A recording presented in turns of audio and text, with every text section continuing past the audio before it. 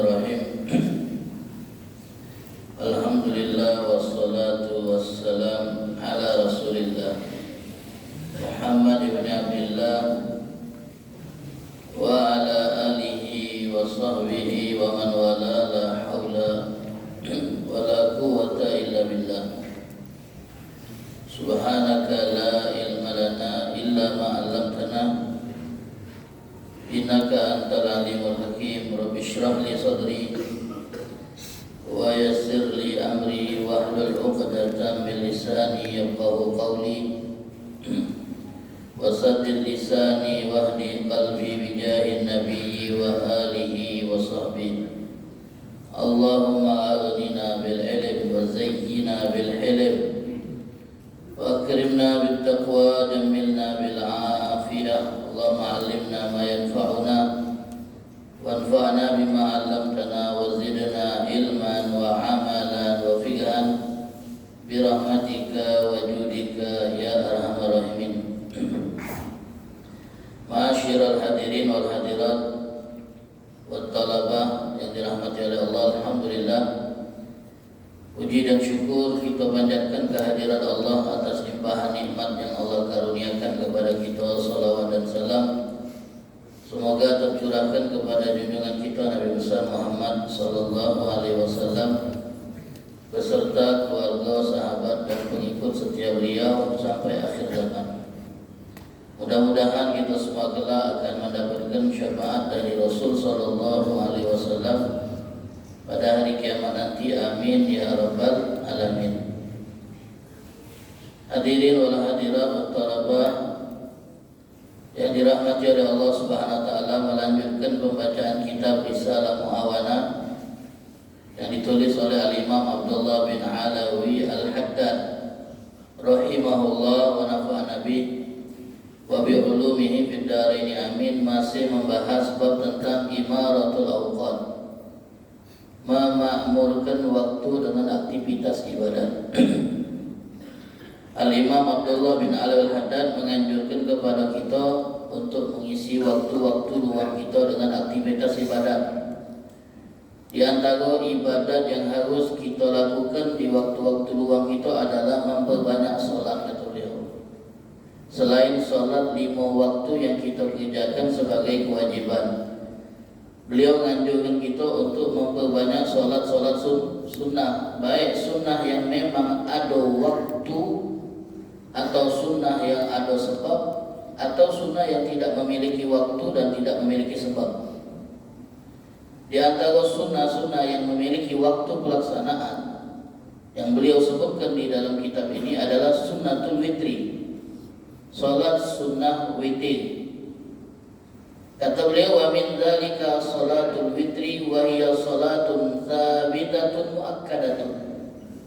Salat witir adalah salat sunnah muakkad, salat sunnah yang sangat ditekankan, yang mana Nabi kita Muhammad SAW tidak pernah meninggalkan salat witir sepanjang hidupnya. Waqad dhahaba ba'dul ulama ila wujubiha, bahkan ada sebagian ulama yang mewajibkan salat witir di malam hari, yaitu Imam Abu Hanifah. Beliau menganggap salat witir itu wajib. Wa qala Rasulullah sallallahu alaihi wasallam, innallaha witrun yuhibbul witra. Allah itu tunggal dan Allah menyukai yang ganjil. Maka salatlah witir wahai umat Al-Qur'an, wahai ahli Al-Qur'an, terutama para santri, para penghafal Al-Qur'an.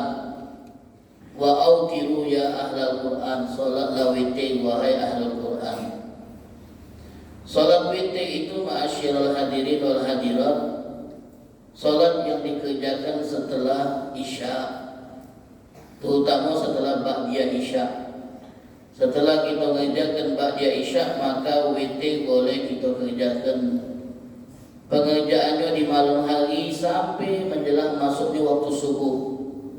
Jadi durasi waktu pelaksanaan witir itu panjang, mulai dari setelah Isya sampailah menjelang waktu subuh.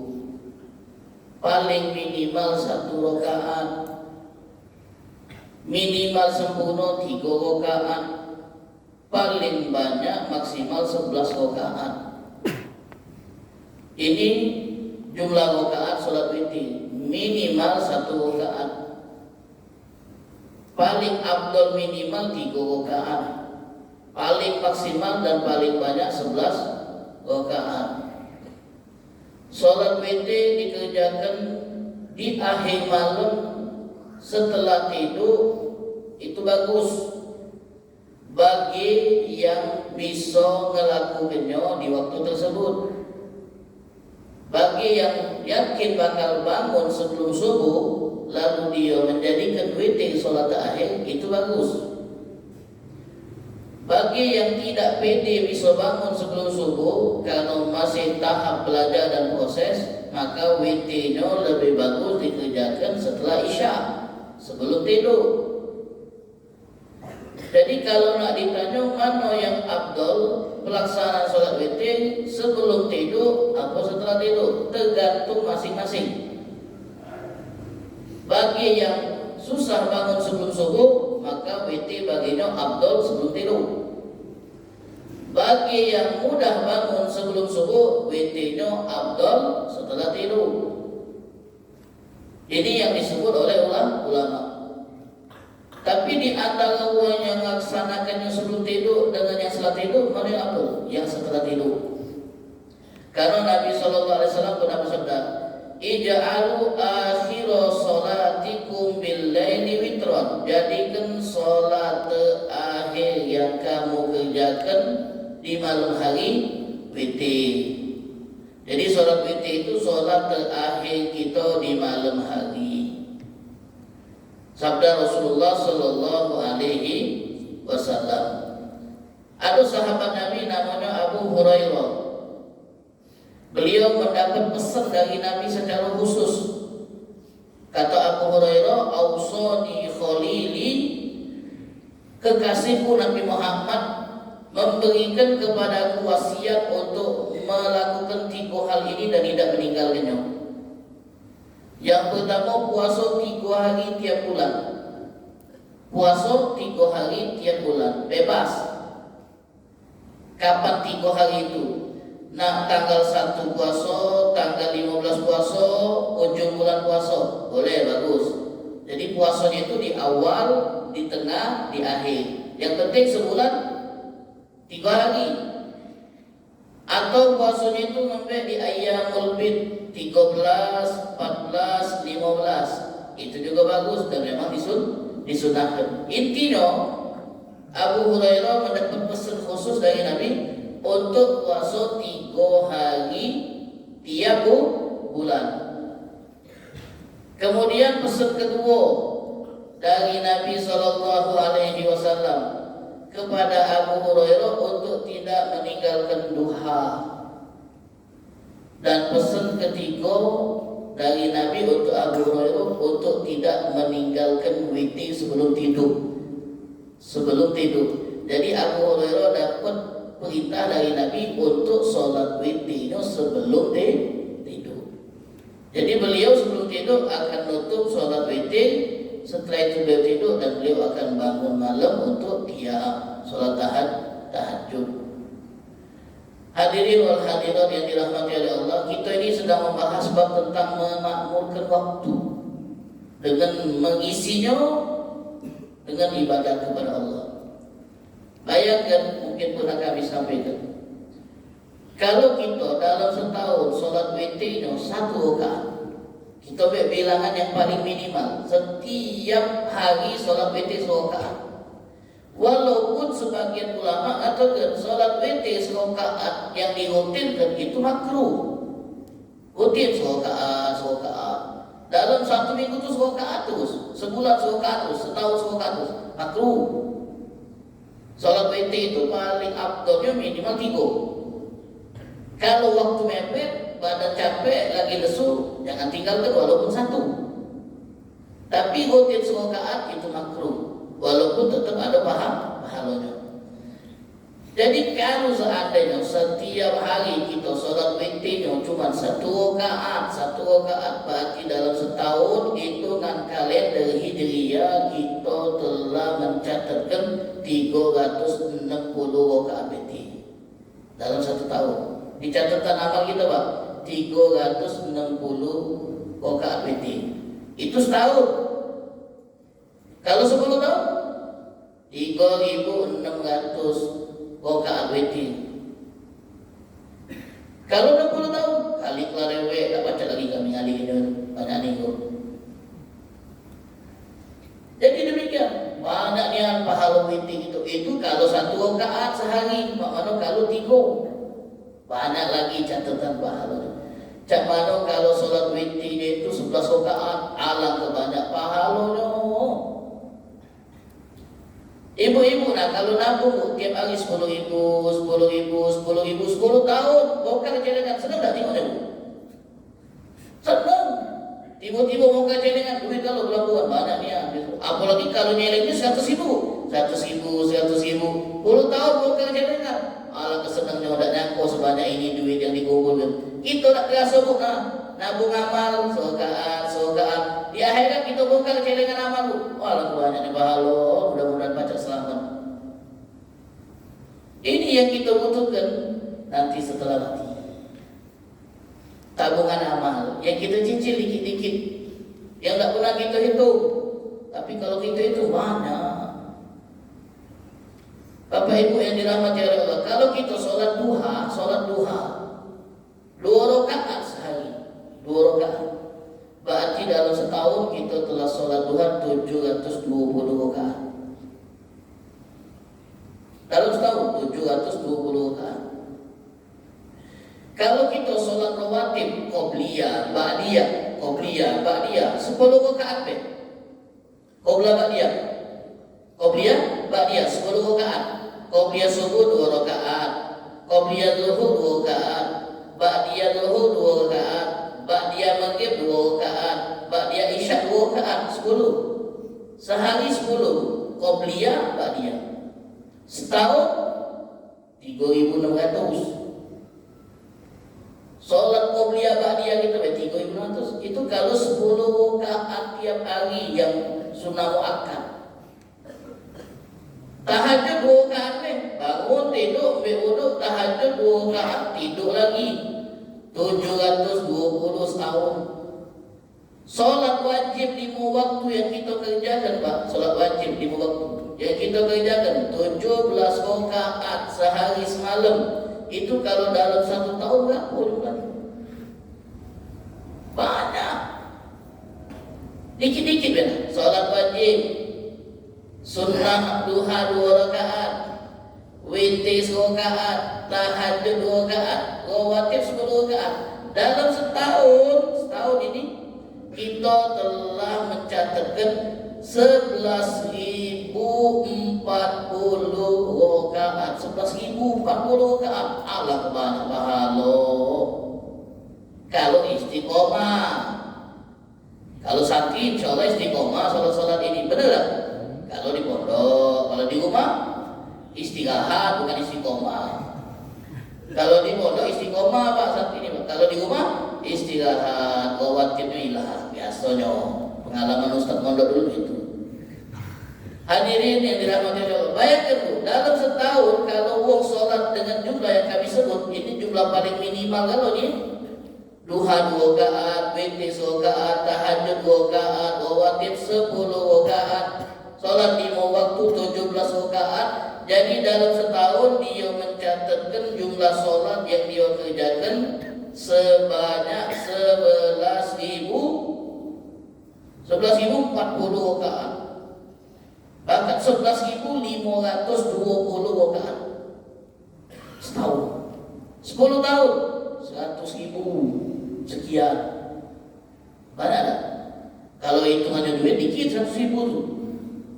Weh, Pak, kalau hitungannya duit dikit 100.000. Ini hitungan rakaat sholat. Banyak. Itu ngitung rakaatnya. Coba kita hitung sujudnya. Kali kedua. Kita sudah meletakkan kepala ini untuk Tuhan, merendahkan diri kita di hadapan Allah. Dalam setahun itu 23.040 kali sujud. Kening untung beda hitam. Dalam setahun 20.000 kali kita letakkan kening di lantai. Mudah-mudahan jadi amal yang bisa menyelamatkan kita, insyaallah. Mudah-mudahan. Ini kalau kita rutin dan istiqomah. Kalau orang dulu Bapak Ibu tidak ngitung pahala, ngitung dosa. Kalau kita tadi hitung-hitungan pahala, hitung-hitungan jumlah sholat. Kalau orang dulu ngitung dosa. Ada si orang yang sudah umurnya 63. Umur 63 itu sinyal sudah ada dari langit bahwa bentar lagi nak mudik. Kalau umur 63, kalau 62 sinyalnya agak lempet dikit. Kalau 63 itu kuat sinyalnya. Jogo siap-siap kemaslah barang, berbekallah karena waktu berangkat sudah sebentar lagi. Kita Pak kalau di bandara dengar panggilan penumpang pesawat Boeing sekian-sekian harap siap-siap karena pesawat sebentar lagi akan berangkat. Kita cek lagi koper, tas yang kita bawa tadi Pak, biar tak ketinggalan. Nah itulah kalau umur 63 itu ancang-ancang lah. Tak usah nak main gap lagi. Tak usah nak main gap lagi. Maraton kurangi. Biasanya harusan maraton. Ganti dengan guguk sujud itu juga olahraga treatment juga itu. Menentukan bersedia. Boleh tetap maraton, tapi jangan tiap hari dulu. Banyak kelas semayang, banyak kelas ngaji, banyak kelas baca Quran, banyak kelas berbaik, duit-duit di tabungan itu mulai keluar dikit-dikit. Bekal akhirat. Dalam sebuah syair pernah disebutkan, syair ini dinisbatkan kepada Sayyidina Ali bin Abi Thalib. Madad dahru wal ayyamu wal dhanbu hasiru. Madad dahru, masa demi masa, hari demi hari sudah kita lewati. Kami 38, anak-anak ini masih kisaran belasan dan 20-an. Bapak-bapak mungkin ada yang sudah 40, 50, 60. Madad dahru wal ayyam. Masa demi masa sudah kita lewati. Periode demi periode sudah kita lewati. Hari demi hari sudah kita lalui. Wadzatu hasil. Sementara yang kita hasilkan dari hari-hari yang kita lewati cuma banyak dosa. Kata Sayyidina Ali, cuma catatan dosa yang kita perbanyak. Waja'a nazilul mauti wal qalbu ghafilu. Telah tiba pesan-pesan kematian, sementara hati masih lalai, tidak sadar dengan pesan kematian yang datang. Kalau bahasanya itu Pak, notifikasi Pak. Notifikasi kita dapat. Nah, notifikasi dari langit. Pak, Bu, bentar lagi siap-siaplah. Nah, dapat pemberitahuan dari langit, tapi hati masih lalai, masih tak sadar, masih tak ngeh dengan peringatan yang datang dari Allah tentang dekatnya kematian. Masih tak ngeh gitu. Kawan kemarin masih ngobrol mati, itu pesan kematian. Hari ini kawan-kawan dulu yang menjemput kata malaikat maunya besok. Entah besok ni anak, besoknya lagi, tunggu begini aja. Ya secara kalau kau lah tahu bahwa kau buluk nunggu giliran, siap-siaplah. Jangan tak siap-siap. Banyak-banyaklah beramal, jangan banyak dosa lagi. Hari masih nak ngatai wong, masih nak ngomong wong. Imam tadi salah 2 kali. Tak usah dia ngomong ke imam salah tu. Tadi baca imam bagus ya. Yang mana imam tadi? Antum? Oh ini bagus baca imam tadi. Bacanya bagus, ayatnya bagus, tapi ada salah 2. Kadang-kadang yang kita simpan 2 yang salah tadi. Yang bagusnya kita tidak terlalu kehitung. Manusia itu Pak, nengok 99 baik, 1 jahat yang dinilai. Baju putih, bersih, nengok ada tek lalat 2 ekor, tek lalatnya yang dikomentari.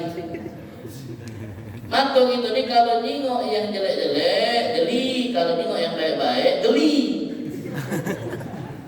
Kalau itu, ya kalau sudah nak notifikasi dari langit itu bahwa kita tidak lama lagi, sudahlah, kurangi kita di dosa melalui lisan. Mulut tidak usah nak komentar macam-macam lagi. Artis ceria tak usah dibahas lagi, sudah. Politik sudahlah. Sudah mulai bahas dah kan? Kalau masih segar-segar, masalah kelangkaan BBM solar sudahlah. Naik mobil tidak lagi juga. Dah bahasa akhirat, mana berbekal untuk menjemput kematian. Itu kata Sayyidina Ali. Wajah nazilul mauti wal qalbu ghafil. Pesan kematian sudah tiba, tapi hati masih lalai darinya. Tazawwad minad dunya fa innaka ghafilun. Berbekallah di kehidupan dunia ini, karena kita ini tidak lama lagi bakal berangkat. Kita ini tidak lama lagi bakal berangkat. Pindah dari dunia ke alam berikutnya. Dan hari memang begitu cepat. Hari begitu cepat. Kita sekarang sudah masuk Oktober awal. Dengar lagi masuk Januari lagi, tahun baru 2026. Barulah orang dia trompet lagi gitu. Cepat iya. Barulah dengar bunyi bercon di langit pas tahun baru. Nak dengar lagi sudah gitu. Cepat dia waktu. Coba Pak, Bu, kita sekali-sekali berkacau lama sengaja. Perhatikan perubahan yang ada di diri kita. Perubahan yang ada di diri kita. Berubah galau, kerut-kerut lah kayak ini. Banyak niat sudah kerutan-kerutan. Pengen rasa nak menolak tua, tapi tak baca nolak tua tu baik.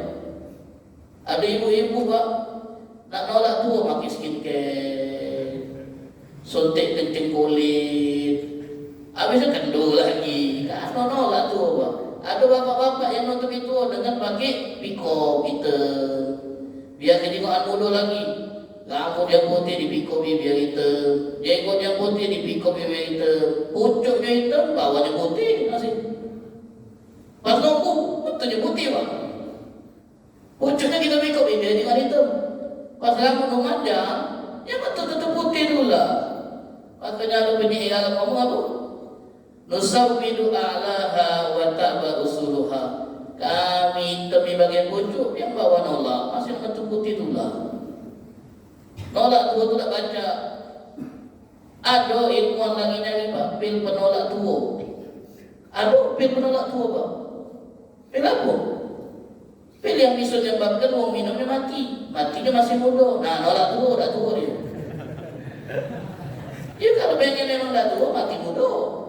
Tapi siapa yang nolak mati muda? Kita minta panjang umur, sehat wal-afiyah insyaallah. Jadi wa tazawwad minad dunya fa innaka rahilun. Berbekallah di dunia ini Bu. Kita kalau nak berangkat pasti berbekal, dan kita ini cuma sekadar singgah di dunia ini. Dengar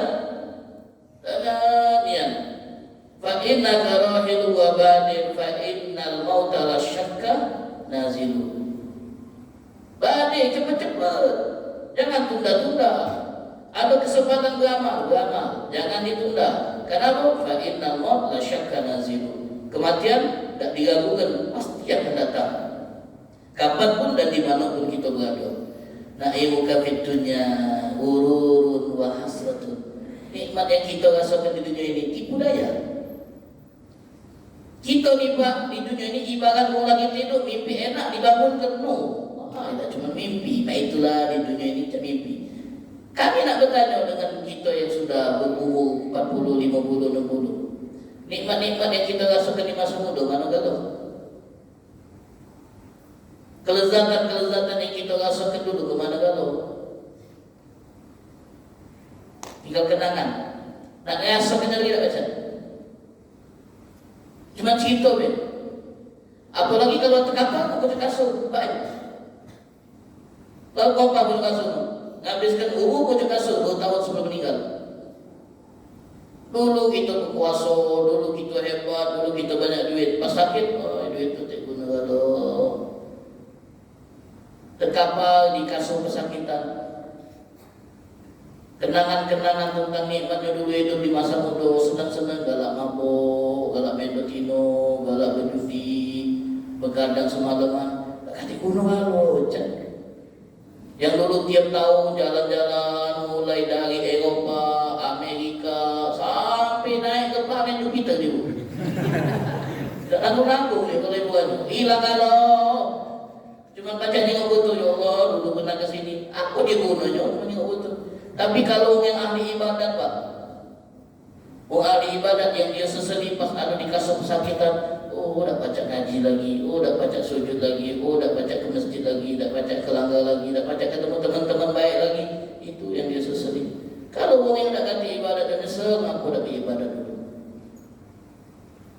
Jadi na'imuka fid dunya gururun wa hasratun wa 'aishuka fid dunya muhalun wa batilun.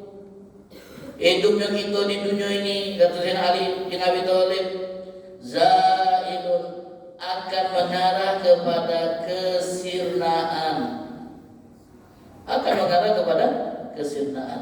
Sudah dikubur, kadang-kadang nama kita tidak dikenang yang sama sekali. Dulu punya nama besar, masuk koran, masuk TV, masuk berita online tiap hari. Tapi setelah mati dah ganti lagi cerita tentang dia. Yang ditinggalkan apa? Kenang-kenangan. Kalau ada dalam kenang, anak kita kadang tak kenang kita, bini kita tidak kenang kita. Siapa nak kenang kita? Setelah kita mati berpuluh-puluh tahun di dalam kubur, bahkan mungkin ratusan tahun, bahkan mungkin ribuan tahun. Kalau kita tengok kuburan-kuburan Pak, kalau kita ngantar jenazah tu Pak, tengok Pak, nisan-nisan yang sudah lama tu Pak, yang namanya Pak kabur, yang nandakan bahawa nisan ini tak kata yang rawat di antara keluarganya. Kalau aku jadi ni Allah, siapa nak doakan aku? Siapa nak mendoakan aku dalam kesendirian di alam kubur, wahsyatil qabri? Itu yang harus kita bayangkan juga, harus itu. Jadi manfaatkan waktu yang Allah unjuk yang cuma singkat Pak, paling lama 63, kemudian lebih dari itu sangat sedikit sekali. Wa qalilun man yatajawazu zalik, dikit orang yang melewati 60-70 itu. Kalau tak kita manfaatkan saat kita masih muda, saat masih sehat, saat masih kuat, penyesalan yang akan ada. Solat witir, jangan ditinggal. Minimal 1 rakaat. Males solatnya setelah bangun tidur, solatlah sebelum tidur, seperti yang dilakukan oleh Abu Hurairah radhiyallahu taala anhu. Kemudian solat berikutnya yang harus masuk dalam program kita sehari-hari, rutinitas sehari-hari, solat duha. Subhatul duha. Solat duha itu minimal 2 rakaat. Minimal 2 rakaat. Maksimal afdal 8 rakaat. Maksimal afdal 8 rakaat. Ada riwayat yang mengatakan solat duha sampai 12 rakaat. Hadirin wal hadirat wa talabah. Kalau kita tahu batas jumlah solat tertentu seperti duha 12 rakaat. Kalau kita sudah duha 12 rakaat, berarti tak kata lagi solat duha rakaat 11, 13 rakaat 13 bahkan sekali lagi. Selesai sudah duha 12 rakaat, batas maksimal. Masih semangat nak sembahyang Pak? Sembahyang apa? Sembahyang mutlak. Jadi solat mutlak, solat yang tak terikat dengan waktu dan sebab. Santri atau ibu bapa solat di waktu jam 9 pagi, dapat 12 rakaat, niatkan duha, pahala duha. Masih semangat ni nak solat lagi, solat tak apa-apa, namanya sunnah mutlak. Solat duha ini Bapak Ibu yang dirahmati oleh Allah, wahiyya salatun mubarakatun katsiratun nabi kata Muhammad. Solat duha adalah solat yang berkah, banyak manfaat. Solat duha ini dinamakan juga dengan solatul awwabin. Solat duha dinamakan solatul awwabin, solat orang-orang yang kembali kepada Allah. Kenapa Pak? Karena di tengah kesibukan orang di jam-jam kerja, yang ke ladang, yang kantor ke kantor, yang ngajar dia ngajar, yang dagang dia dagang, jam sibuk ini Pak, jam isomanya itu paling menjelang zuhur. Tapi ada yang menyempatkan jam 9 teng solat dia, yang di ladangnya, yang di kantornya. Kami punya kenalan atau seorang yang punya jabatan itu, menurut karyawan-karyawan, pegawai-pegawai yang lain, bahwa bapak ini di ruangannya itu ada ruangan sholat khusus. Dia kalau masuk waktu duha, tentang sejadah sholat dulu di ruangan. Kalau jam itu tidak boleh diganggu. Sholat duha, rutin sholat duha. Sudah jadi rutinitas dia. Rutinitas. Padahal dia pegawai. Wong penting, tapi tidak tinggalkan sholat duha. 4 rakaat. Paling minimal 2 rakaat. Kalau nak baca 4, 2 rakaat. Cuba dari 2 dulu. Lemak 2 tambah 4. Macam itu makan kan. Lemak 2 tambah 4. Lemak 4 tambah 8. Asap maya kalau makan. Jangan nambah-nambah ben. Jadi demikian 2 rakaat paling minimal. Solat duha itu Bapak Ibu adalah solat yang pahalanya setara dengan sedekah 360 kali. Solat duha itu solat yang bentuk kita mensyukuri nikmat persendian yang sehat walafiat. Kita ini punya 360 persendian kurang lebih di tubuh kita ini. Yang dengannya kita mudah menggerakkan tubuh. Pacak ngenggep, pacak jalan, pacak duduk pangsilo. Itu karena persendian kita sehat. Coba Bu, kalau lutut sakit, pacak tak pangsilo? Pacak. Kalau lutut sakit, pacak tak kita sujud? Tak pacak. Kita pacak sujud karena lutut sehat, persendian sehat. Kalau persendian bermasalah, tak pacak kita nak solat dengan tenang. Ngepit kaki ni sakit, nah, kalau sudah lutut sakit. Apalagi kalau yang kedip-kedip itu salah, sudah lantak itu. Nah, cara mensyukuri nikmat persendian yang sehat ini adalah dengan sholat duha. Sholat duha 2 rakaat mensyukuri nikmat persendian yang sehat yang tidak katik keluhan nyeri. Itu sholat duha, luar biasa. Sholat duha adalah ada yang katakan sholat yang bisa memancing datangnya rezeki.